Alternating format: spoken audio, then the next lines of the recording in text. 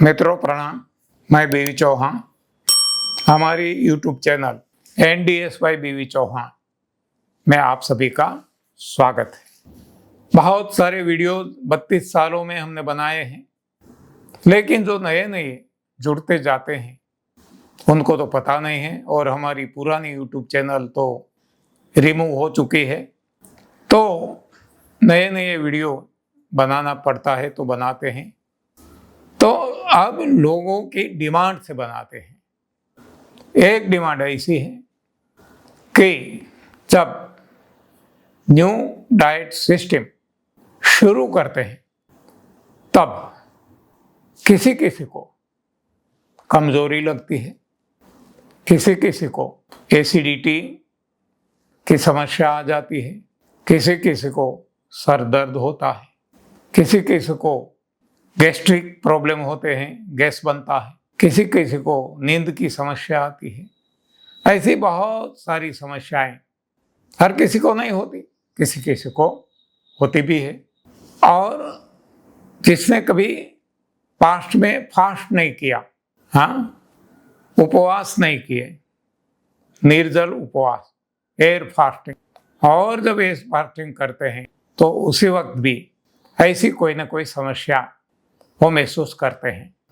तो इसके लिए जानकारी चाहते हैं, जिसको उबाड़ कहा जाता है। तो ये वीडियो आज उबाड़ के बारे में है। तो मेरे खुद के, परिवार के और दुनिया के करोड़ों लोगों के अनुभवों के आधार पे मेरी अपनी सोच मैं आपके सामने रखने की कोशिश करता हूँ, नम्र प्रयास करता हूँ। देखो, कोई भी सिस्टम है, कोई भी, इसको जब हम कुछ डिस्टर्ब करते हैं तो डिस्टर्बेंस क्रिएट होता है। कहीं भी आप देख सकते हैं। वैसी एक हमारी सिस्टम है जो खान पान की है। जैसे ही हम खान पान की ट्रेडिशनल हमारी सिस्टम बन गई है कई लंबे समय से, इसमें जब हम कुछ बदलाव शुरू करते हैं तो इसमें डिस्टर्बेंस क्रिएट होता है, उथल पाथल होती है। जैसे जो फिल्ट्रेशन जानते हैं, फिल्ट्रेशन इंजीनियरिंग में मैं बताऊं, मैकेनिकल जगत में तो हम पानी का फिल्ट्रेशन करते हैं, ऑयल फिल्ट्रेशन करते हैं, बहुत सारी ऐसी चीज़ों का फिल्ट्रेशन करते हैं। मैंने मेरी किताब में भी ट्रांसफॉर्मर का ऑयल फिल्ट्रेशन का एग्जाम्पल दिया है। कोई भी, जैसे कि हमारा शरीर में जो क्रिएटाइन बढ़ जाता है, क्रिएटिनाइन बढ़ जाता है, तब हम डायलिसिस करते हैं, करवाते हैं। वो भी फिल्ट्रेशन प्रोसेस है। वहाँ खून का फिल्ट्रेशन होता है। खून में जो कूड़ा कचरा भर जाता है, पानी बढ़ जाता है, जो भी अनावश्यक चीज़ें, इसको हम फिल्ट्रेशन करके हटा देते हैं। तो फिल्ट्रेशन में क्या होता है कि जो सिस्टम स्टेबलाइज हो गई है, स्टेबल हो गई है, वो अब अनस्टेबल स्टेट में आ जाएगी। थोड़े ये शब्द मुझे अंग्रेजी के उपयोग करने पड़ते हैं क्योंकि एप्रोप्रिएट वर्ड हिंदी में मुझे पता नहीं है, लेकिन आप समझ जाएंगे, ऐसा मेरा मानना है। मान लो हम एक ऑयल का बैरल है या पानी का बैरल है, कई लंबे समय से पड़ा है, तो इसमें जो कूड़ा कचरा है, जिसको हम स्लज कहते हैं, SLUG, स्लज, कूड़ा कचरा, चिकना है, जो भी है, और जो हेवी है, भारी है, तो बॉटम, तलवे, इसका जो तल है नीचे का, वहाँ जमा हो जाता है, पड़ा रहता है। लेकिन जैसे ही हम इसको शुद्ध बनाने की कोशिश करते हैं तो देखो, वैसे डायरेक्ट हम इसको निकालने की कोशिश करेंगे, निकलेगा नहीं। वो पूरा ये बैरल में भर जाएगा और सारा पानी या ऑयल जो भी है इसको गंदा बना देगा। तो अब फिल्ट्रेशन प्रोसेस में हम वही करते हैं कि जो कूड़ा कचरा नीचे पड़ा है, इसको स्टरिंग करके, घुमा के, पूरा जो ऑयल है, पानी है, जिसका हम फिल्टर करना है, इसमें ला देते हैं। अब इसको बाहर पंप से खींच के एक वहाँ फिल्टर लगा होता है। ये फिल्टर में जो फिजिकल, जो सॉलिड कूड़ा कचरा है वो वहाँ रुक जाता है, और इसमें जो वेपोराइजेशन पानी का जो भाग है तो वहाँ एक हीटर भी रखते हैं। तो इसको वहाँ गर्म करते हैं कि जिससे गर्म होके पानी का जितना वेपोराइजेशन, ऑयल की बात करें तो ये इवोपरेट होके निकल जाता है। तो ऐसे दो तरीके से वहाँ सफाई होती है।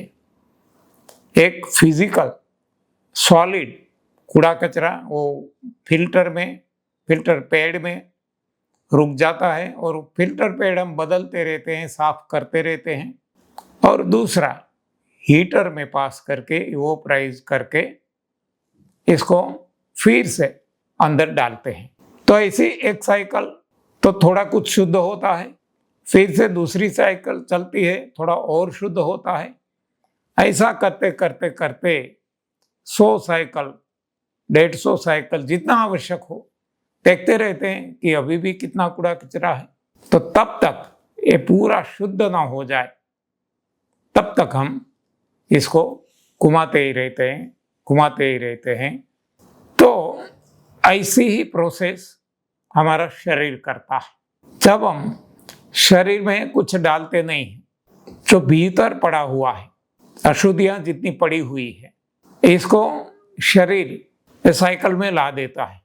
यानी कि उस वक्त हमारा खून जो है वो और ज़्यादा गंदा हमें दिखेगा यदि इसका टेस्ट करेंगे तो। और ये खून गंदा होने के कारण अब हमें कमजोरी महसूस होगी, बेचैनी महसूस होगी, नींद की समस्या महसूस करेंगे। तो ऐसा कुछ ना कुछ इसमें से गैस भी अलग होगा, जैसे मैंने फिल्ट्रेशन प्रोसेस में बताया। एसिड भी अलग होगा, वात पित्त कफ तीनों इसमें से शरीर इसको अलग करेगा और निकालने की कोशिश करेगा। तो कहीं से भी वो शरीर निकालेगा, वो मुंह से निकालेगा तो उल्टी होगी, नाक से निकालेगा तो सर्दी जुकाम की समस्या आएगी, गैस बनेगा तो सर दर्द होगा, बेचैनी महसूस करेंगे, मल द्वार से निकालेगा तो लूज मोशन, दस्त होंगे। तो शरीर खुद तय करेगा कहाँ से निकालना है और कौन से रूप में निकालना है, वायु के रूप में, प्रवाही के रूप में, या तो घन यानी कि सॉलिड रूप में। वो सब कुछ शरीर खुद तय करेगा, यानी कि शरीर को चलाने वाले भगवान खुद तय करेंगे। तो ये स्वाभाविक है कि सफाई के वक्त जो कूड़ा कचरा शरीर में आज तक जमा हुआ है तो इसको शरीर निकालने में लग जाता है, जिसको हम उबाड़ नाम देते हैं कि उबाड़ आया। जो भी नाम दे, एक शुद्धिकरण, प्योरिफिकेशन, फिल्ट्रेशन की प्रक्रिया है। तो जब तक कूड़ा कचरा है तब तक ऐसा बनता रहेगा। जैसे कूड़ा कचरा सारा खत्म हो जाता है, कुछ बचता नहीं, तब अपने आप ये सब कुछ ठीक हो जाएगा। अब नई स्टेडी स्टेट कंडीशन शरीर की आ जाएगी। तो तब तक हमें धैर्य धारण करना पड़ेगा और जो शुद्धिकरण कर रहे हैं भीतर बैठे भगवान, इस पे भरोसा जताना पड़ेगा। तो इसको उबाड़ कहे तो उबाड़, और उबाड़ में क्या क्या होता है ये हर किसी के लिए बिलक बिलक कुछ हो सकता है, हर किसी के लिए एक ही होना संभव नहीं है। और जिसका भरोसा ज़्यादा है इसको कुछ भी नहीं होगा ऐसा भी बनता है, या तो होता है तो उनको पता है तो वो परेशान नहीं होते, वो सहन कर लेते हैं कि बस ऐसा तो होना ही है, और नाचते कूदते हैं कि बस बहुत अच्छा हो रहा है, अशुद्धियाँ निकल रही है, शरीर शुद्ध हो रहा है, तो अब मैं निरोग हो जाऊंगा। तो उनको इतना भरोसा है तो उसको एक परेशानी नहीं लगेगी, और इसमें भी वो आनंद मौज मजा मस्ती में रहेगा। तो सावधानी क्या बरतना है, तो इसमें सावधानी जैसा कुछ है ही नहीं, बस समझना है सही बात क्या होना है। और जब मन के हारे हारे मन के जीते जीत मन जब समझ जाएगा तो इसको ये परेशानी नहीं रहेगी। हाँ, जैसे हम कहते हैं कि ये इसके लिए आपदा नहीं, वो आपदा है ऐसा नहीं सोचेंगे। हाँ, वो अवसर को, इसको आपदा को अवसर में पलट देगा। ये सारा मन का खेल है। हाँ, लेकिन जो डर जाते हैं वो छोड़ देते हैं, नहीं नहीं मैंने तो ऐसा किया, मुझे एसिडिटी हो गई, मुझे गैस हो गया, मुझसे नहीं हो पाता, मैं तो परेशान हो गया, तो वो नहीं कर पाएंगे। हाँ, तो उनको जो लाभ मिलना था वो नहीं मिलेगा, स्वाभाविक है। तो केवल इतनी है, ये चाहे लंबा उपवास हो या तो कोई भी change of diet, change of system, तो इसमें होना ये स्वाभाविक है और ये तो अच्छे के लिए हो रहा है। हाँ, तो तब तक हमें धैर्य धारण करके जो होता है होने देना है, और जो कुछ होता है भगवान जो करते हैं वो भले के लिए ही करते हैं, ऐसा जब भरोसा है तब ये परेशानी हमें परेशानी नहीं लगेगी। हाँ, और आपदा हमें अवसर सा लगेगा। धन्यवाद, आभार, प्रणाम।